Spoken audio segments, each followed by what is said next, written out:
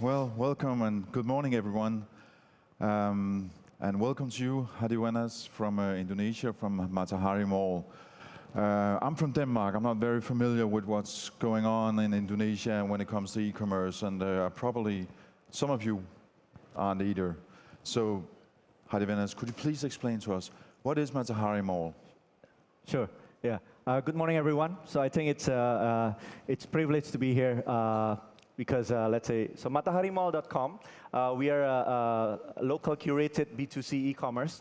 So we are selling everything from groceries, fashions, electronics, all the way to automotives like motorcycles and cars. Soon we'll be selling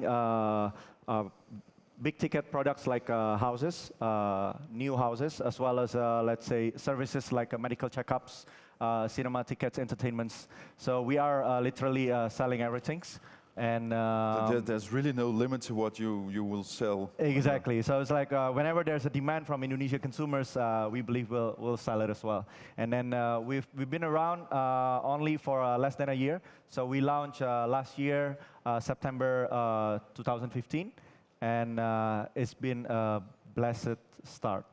Yes. But you're different in some ways. I mean, you're different because the backer behind you is called the LiPo Group. And yes. For those who are not familiar with Indonesian e-commerce or commerce in general, what is the LiPo Group? Yeah, thanks for asking. So we are powered by LiPo Group. So LiPo is the biggest retail services conglomerate in Indonesia.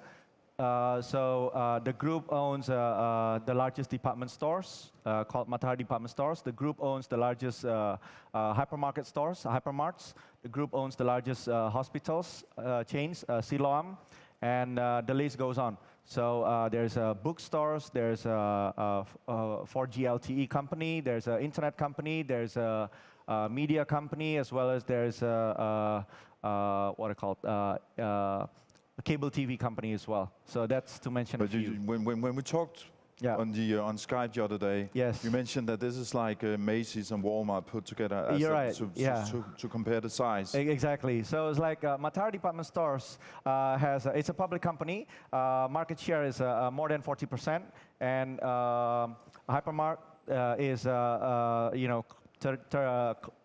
in the high 30% market share as well. So these are, let's say, like Macys, which is the department stores, combined with Walmart. So that's LiPo Group is the group behind it.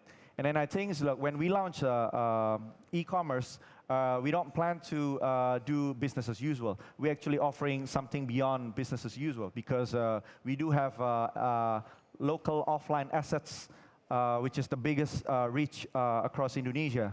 So for example, our department stores have close to 150 stores across close to 100 cities in Indonesia.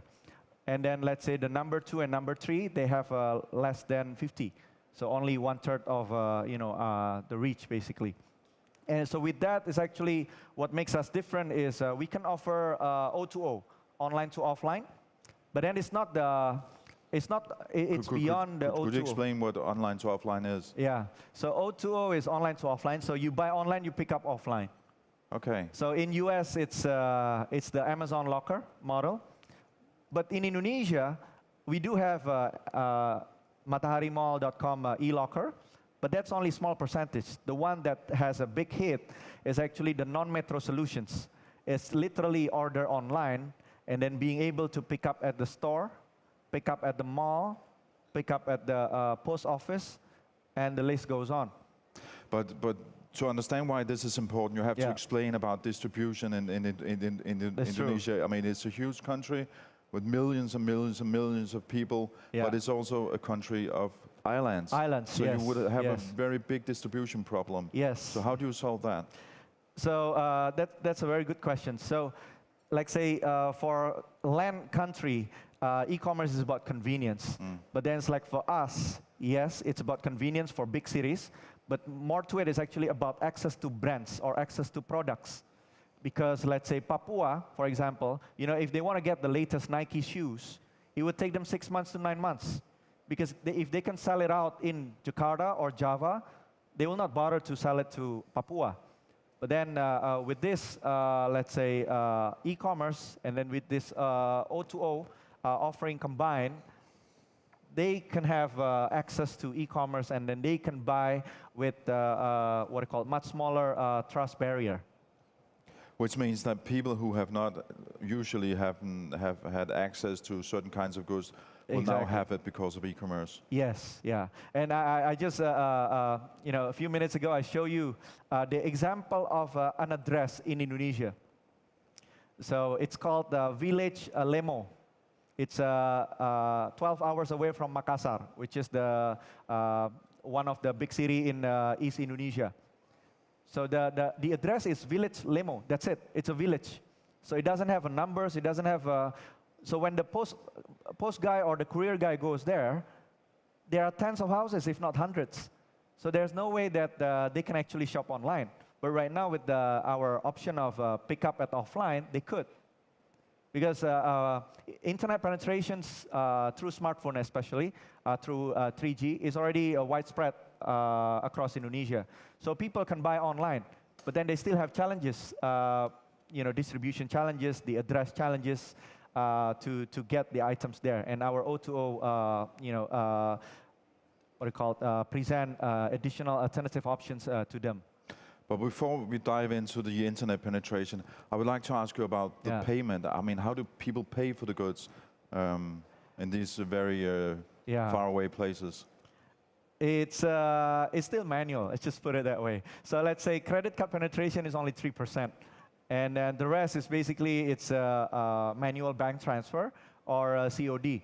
COD has its own challenges, cash collection challenges. So you pay upon delivery. You pay upon delivery, and bank transfer has its own challenges. So let's say bank transfer has cancellation challenges, and then COD has cash collection challenges. Because it's like for Indonesia, when you do bank transfer, it's not internet bank transfer. It is actually manual bank transfer. You need to go to ATM and transfer. And I started e-commerce back in 2012. So right now it's much more improved because you can do virtual accounts. So there's a one-to-one, what I call direct correlation between what you pay and which order that it relates to. So in 2012, it's manual reconciliation. It's a pain. Yeah. But you mentioned that you can buy. I mean, I can understand you can buy clothes or electronics or even groceries. Yes. But buying a motorcycle or a car or even a house. Yeah. I mean, how do you actually do that if you don't even have a credit card? Yes. And how do you deliver it? Do you deliver, a motorcycle by a drone, or how do you do it? Oh, definitely not by drone, because it's like if you deliver by drone, I'm pretty sure some street kids would just catapult it and then resell it in the black market.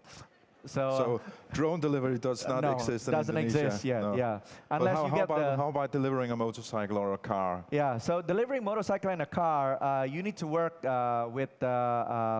So we're actually working with the brand principals, and then let's say, and then brand principals working with dealers. So when there's sales, then they decide which dealer to fulfill, and then they fulfill. So for motorcycle, people still pay either upfront, total, or cicilan, means installment. So or they install. But for car and for house, they pay a booking fee. So it's different. So let's say for house, so we need to be creative, right? So we're not selling second houses. So we're selling, because LiPo owns a LiPo property, so we start with that, LiPo Homes. So we're going to sell, let's say, brand new LiPo Homes, because there's no way we compete with the other, let's say, secondary market. We focus on the first market. So new houses, it's a booking fee. So when you pay booking fee, then somebody will reach out to you. Then it's a win-win.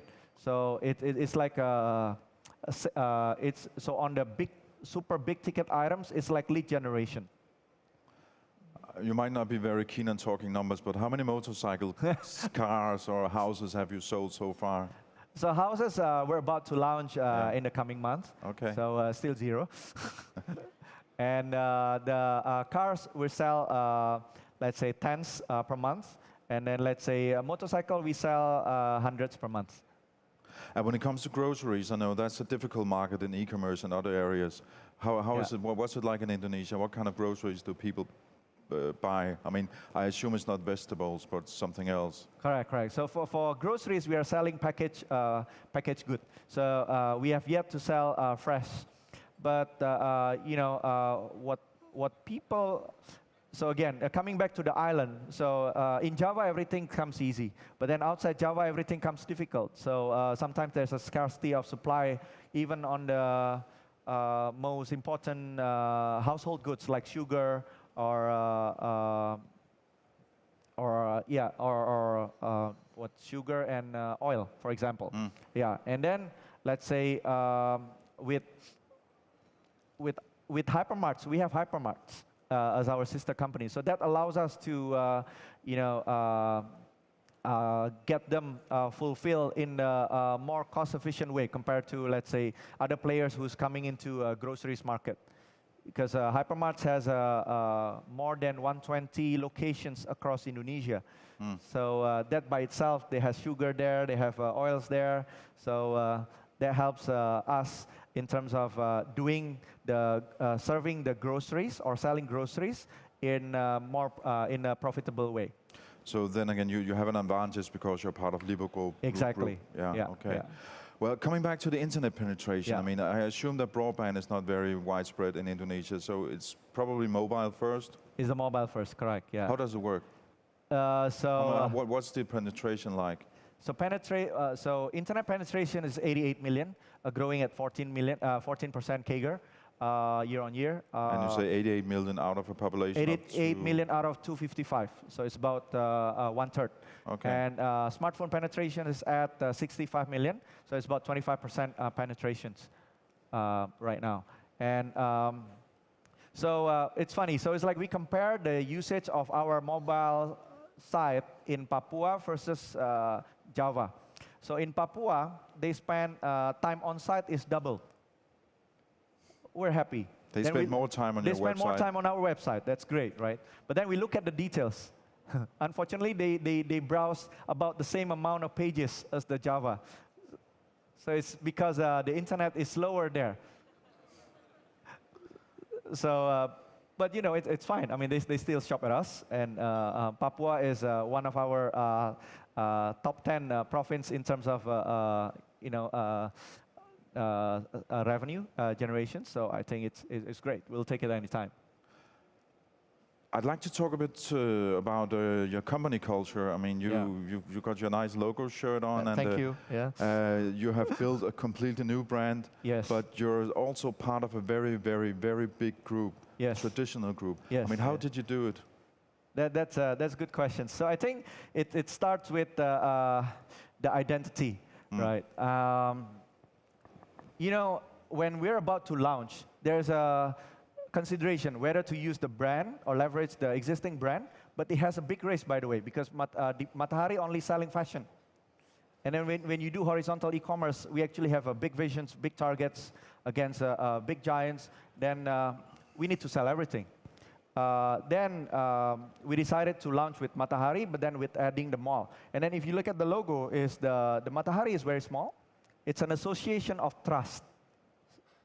So it's simple, small, but then we highlight on the mall, which is colorful. So that comes our identity. So would like on my day 2 as a CEO, so we have meetings with the heads. We define our culture as bold, fast, and fun. And so that's, I think, for us, let's say, how we can win the market. So our ambition is to be the king in our own country, right? And by understanding the local consumers, then you cannot, if you don't have culture, I don't think you can do it. Because ideas coming from like top bottom, it's very limited. So we like ideas to come from the grassroots, from the staff level. And that's why I think culture, we take a very good care of it. So but are you organized as a startup within the big group, or how are you organized? You're a separate company. Yes, so that's a very good question, Henrik. I think that's part of our key success acceleration factor, I would say. Because other offline players has launched online, but I think so far we are the fastest and biggest one yet in Indonesia. Then the owner, so I'm reporting directly to the owner, John Riyadi. So So Pak John basically look at e-commerce and then setting it up as a separate entity. It's very critical, by the way.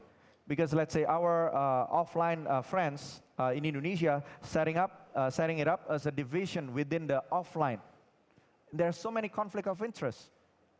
They don't get the budget they need. They don't get the resources they need in terms of hiring. They don't get the right hiring because it's a different hiring than the offline business.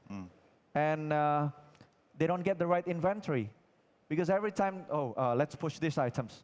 Oh, but I can sell it in offline too. Then. So it's better to sell it offline in Jakarta than to ship it off to Papua. For example, so it's like their online then would never be the focus, then would never grow because they don't really, we don't know whether they really believe in it. But then for LiPo Group, we believe that online is the future. So we need to get in big and fast. Hence, we set up separate entity, separate culture, separate building. I have a full authority on who I get to hire and stuff. There's no referral from the groups, yada, yada, yada. There's no such thing like that. And we get to run our own P&L rather than, let's say, riding on the offline retail P&L. There's already, like, say, public company. If there's a dip a bit, then everyone questions, then the stock go down, blah, blah, blah. So I think it's the right move by LiPo, and it has proven to be successful so far. Hadi, Wenas, I know that you have two very busy periods every year. You have Christmas, then you have the Ramadan. Yes. And the Ramadan is next week. So why are you busy this week? Yes. So in online, again, so we need to do everything earlier than offline. So let's say, for example, in the shopping season of Ramadan, offline will start next week, the spike. But then online, we need to start earlier. Why? Because ours will end earlier as well. Because 1 week before the big day, like say the celebration day, nobody will shop online because they will not get their items on time. So last night I stay awake with all the heads. Our COO is there as well until 3 a.m. Conference calling, WhatsApp grouping with the management in Indonesia. We stay awake until 3 a.m. because we had our first hit. Our Ramadan campaign starts last night at 00. So for those of you from Indonesia or will be in Indonesia, definitely need to check out our campaign, Mataharimall.com. So we do crazy things like, we always do. Okay, Hadi, Wenas. Thank you. You're very busy. You have to get back and sell a lot of stuff for the Ramadan. Thank you for coming. It's a pleasure. Thank you. Thank you.